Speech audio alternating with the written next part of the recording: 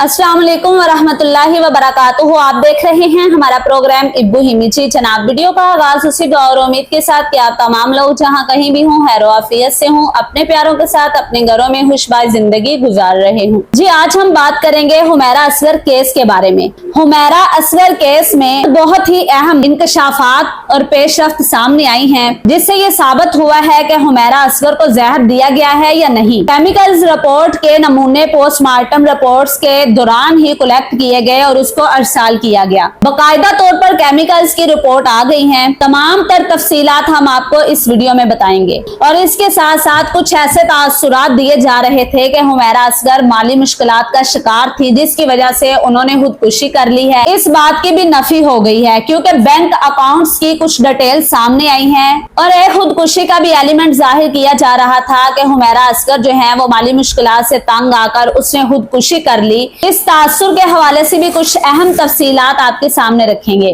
और इससे बढ़कर जो अहम पेशरफ्त है वो ये है कि हुमैरा असगर अली जो के 2 शनाख्ती कार्ड जो हैं वो बरामद किए गए। उन दोनों ही आईडी कार्ड के अंदर डेट ऑफ बर्थ जो है वो मुख्तलिफ बताई जा रही है, मुख्तलिफ लिखवाई गई। इसके भी कुछ अहम तफसीलात हैं जो हम आपको इस वीडियो में बताएंगे। अगर हमारे चैनल पर नए हैं प्लीज सब्सक्राइब कर दीजिए, लाइक कर दीजिए, बेल आइकन का बटन लाजमी प्रेस कर दीजिएगा। जी बेगम, सबसे पहले तो केमिकल्स की बात करते हैं ना। 9 नमूने लिए गए थे मुख्तलिफ अज़ा के और उनको कराची की जो जामिया लैब है उसके अंदर रसाल किए गए। रिपोर्ट के अंदर ये आया है कि हुमैरा असगर ने जहर वगैरह नहीं खाया था, ठीक है, यानी कि इसको किसी ने जहर नहीं दिया।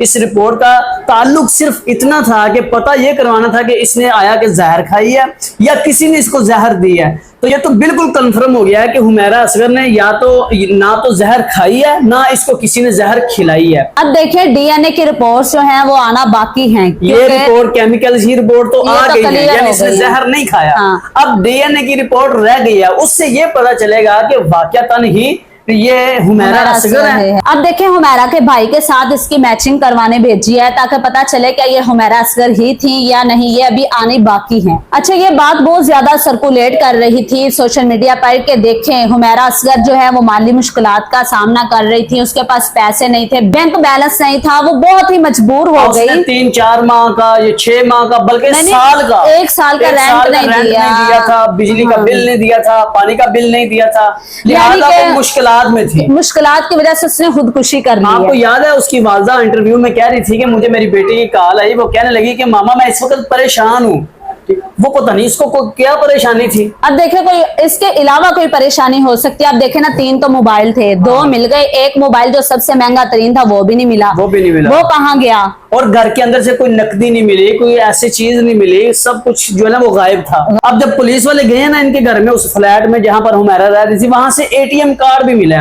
एटीएम कार्ड के जरिए इन्होंने फिर तहकीक तस्दीक की है। तकरीबन 4 लाख रुपए उसके अकाउंट में मौजूद, यानी यहाँ से ये पता चलता है कि वो माली मुश्किलात की सामना उसको नहीं था। उसको कोई और परेशानी हो सकती है लेकिन पैसों का मामला नहीं था। जो लोग कह रहे थे, ये तासुर दिया जा रहा था कि हुमैरा असगर ने खुदकुशी की अपने माली हालात की कमजोरी की वजह से।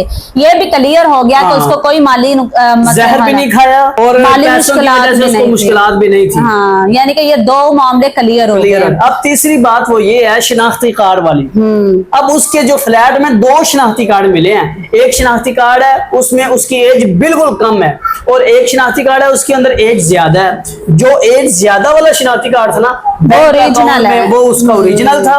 बैंक अकाउंट में यानी हुकूमती निजाम जितना था ना वो उसमें इस्तेमाल करती थी। और जो शोबज इंडस्ट्री में ना वो ये वाला कार्ड इस्तेमाल करती थी जो कम उम्र वाला है। यानी कि उसका मतलब ये था कि मुझे काम ज्यादा मिले, अच्छा मिले, ताकि पैसा मेरे पास ज्यादा है। इंडस्ट्री एक ऐसा मामला है, छोटी एज की लड़कियों को ज्यादा काम दिया जाता है। हाँ जी, वो ये शो करवाती थी कि मेरी एज कम है, हालांकि उसकी एज जो है ना 43-45 के लगभग बताई जा रही है।